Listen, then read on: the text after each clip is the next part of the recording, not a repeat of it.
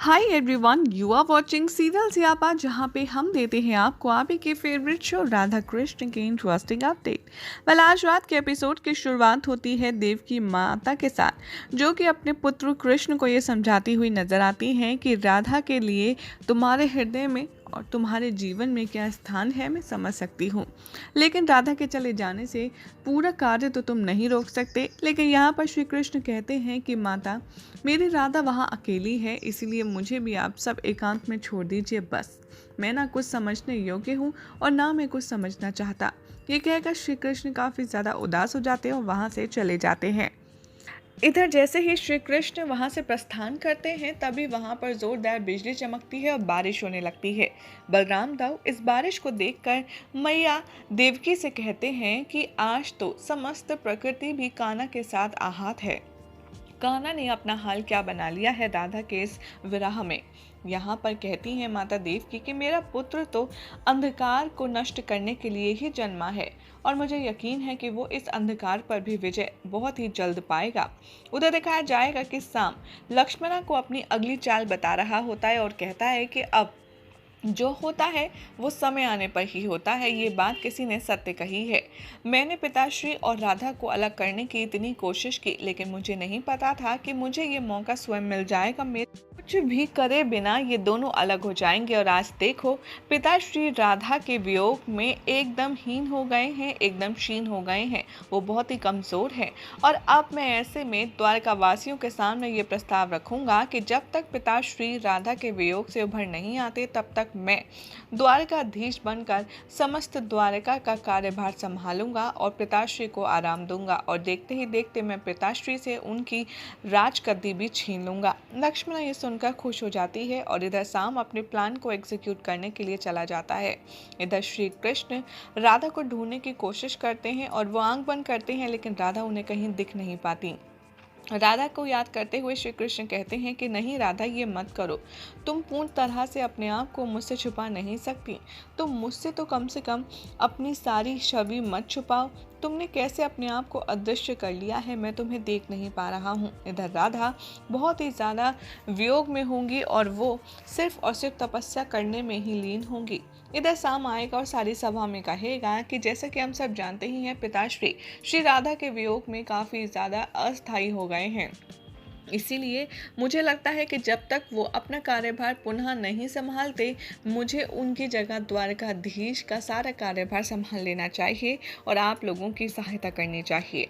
ये बात सुनकर सारे लोग साम की बात से अग्री हो जाते हैं, लेकिन तभी बलराम दाऊ कहते हैं कि देखिए, मुझे लगता है कि साम द्वारकाधीश बनने योग्य अभी नहीं है, क्योंकि उसकी जो क्षमता है और जो उसकी क्वालिटी है वो द्वारकाधीश बनने वाली नहीं है। इसीलिए हमें ये सभा स्थगित कर देनी चाहिए, कम से कम तब तक जब तक कान्हा खुद इस विषय में कुछ कहता नहीं है। सभी लोग कहते हैं कि श्री कृष्ण हमारे लिए स्वार्थपूर्ण हमेशा ही खड़े रहते हैं और वो हमारे लिए बहुत कुछ करते हैं, लेकिन हमें लगता है कि अब युवराज साम सही कह रही हैं। हमें श्री कृष्ण को थोड़ा सा विश्राम देना चाहिए और उनकी जगह पर युवराज साम को ये कार्यभार संभालना चाहिए। इसमें कोई हर्ज नहीं।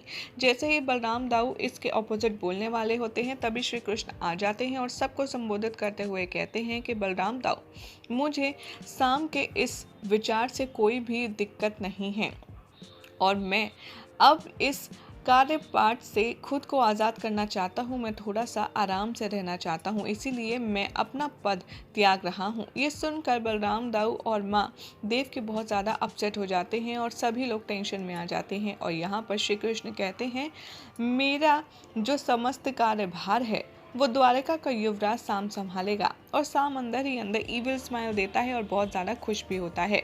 यहाँ पर साम कहता है बलराम दाऊ से कि मैं समस्त जो जिम्मेदारी है वो पूर्ण रूप से पूरी करने की कोशिश करूंगा और आपको भी कोई भी आपत्ति नहीं आने दूंगा ताऊश्री।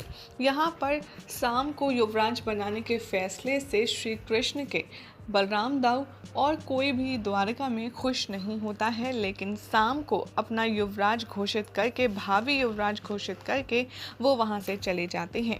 बाद में दिखाया जाएगा कि श्री कृष्ण कहते हैं देवकी माता से, बलराम दाऊ से और जिस जिस को इस फैसले से आपत्ति होती है उनसे कि राधा के बिना कुछ नहीं हूँ मैं सिर्फ एक असहाय अस्थायी और शक्तिहीन व्यक्ति हूँ। मैं इस पद के लिए अब योग्य नहीं हूँ, इसीलिए मैं द्वारिका का भी त्याग कर रहा हूँ और इसीलिए मैंने शाम को अपना भावी युवराज चुना है। इसी बीच कुछ लोग आते हैं, श्री कृष्ण को कहते हैं कि प्रणाम श्री कृष्ण, बरसाने से कुछ लोग आए हैं आपसे मिलने हेतु। श्री कृष्ण बहुत खुश हो जाते हैं और कहते हैं लाओ, उन्हें यहाँ लाओ।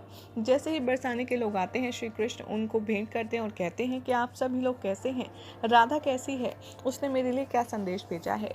जो लोग बरसाना से आते हैं वो काफ़ी ज़्यादा हैरानगी से देखते हैं श्री कृष्ण को और कहते हैं कि यही बात तो हमने सुनी थी कि श्री राधा द्वारका छोड़कर बरसाना में लौट रही हैं और हमने उनकी प्रतीक्षा भी की, लेकिन काफ़ी समय प्रतीक्षा करने के पश्चात हम यहाँ आए हैं। श्री राधा तो वहाँ पहुँची ही नहीं है। ये सुनकर सभी लोग काफ़ी ज़्यादा शॉक में आ जाएंगे। श्री कृष्ण कहेंगे कि क्या राधा अगर बरसाना नहीं पहुंची तो भला राधा कहाँ गई। और यहाँ पर माता पार्वती अपने भाई को महादेव, मुझसे इन दोनों का राधा कृष्ण का वियोग नहीं देखा जा रहा। श्री कृष्ण अपनी राधा को ढूंढ भी नहीं पा रहे हैं क्योंकि देवी राधा ने अपनी शक्तियों का प्रयोग किया है। ऐसे में मुझे लगता है कि उनकी सहायता करनी चाहिए। यहाँ पर माता गौरी अपनी आंखें बंद करती हैं और जिस गुफा में श्री राधा विराजमान होती हैं उस गुफा को काफ़ी ज़्यादा चमकीला कर देती हैं और राधा को ढूंढते ढूंढते श्री कृष्ण उस पहाड़ी की चोटी पर नजर डालते हैं। वो चमक रही होती है और वो समझ जाते हैं कि बहन गौरी और महादेव मेरी इस कार्य में सहायता कर रहे हैं और वो राधा को ढूंढते ढूंढते उस गुफा के बाहर पहुंच जाते हैं और राधा का नाम पुकारते हैं, लेकिन राधा कुछ भी नहीं कहती। राधा के बारे में श्री कृष्ण कहते हैं कि देखो राधा, मैं तुम्हें लेने आया हूँ, तुम बाहर आओ, लेकिन राधा नहीं आती। श्री कृष्ण उनसे काफ़ी कुछ इमोशनल बातें करते हैं, फिर भी राधा का कोई रिस्पॉन्स नहीं होता।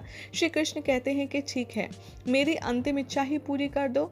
अगर तुम आज नहीं लौटी इसी क्षण तो ये हम दोनों का अंतिम क्षण होगा। इसके बाद मैं तुम्हें कभी भी मिलने नहीं आऊँगा।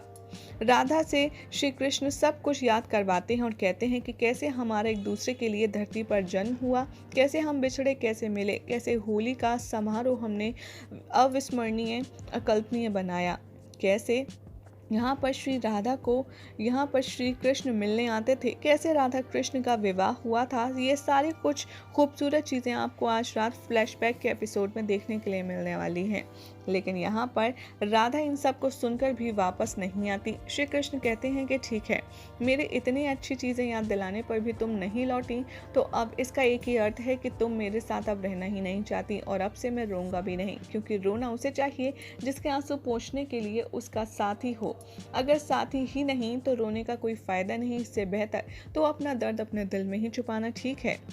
मैं समझ चुका हूँ राधा, तुम नहीं लौटोगी, लेकिन हाँ, तुम ये भी मत भूलो कि हमने कैसे मिलकर द्वारका को डूबने से बचाया था, क्योंकि वो तुम्हारी शक्ति ही थी जिसके चलते मैं द्वारका को अपने हाथों पर उठा पाया था। तुम्हारे बिना मैं कुछ नहीं हूँ राधे। लेकिन राधा यहाँ पर आंख खोलती ही नहीं है और श्री कृष्ण कहते हैं कि कुछ तो कहो राधा, मैं समझ गया। अब हमारे प्रेम को स्मृति बन के ही तुम्हें रहने देना है ना, तो ठीक है, मैं भी तुम्हारी प्रेम के स्मृतियों के सहारे जीने का प्रयास करूंगा। और श्री कृष्ण वहाँ से मुड़कर जाने लगते हैं।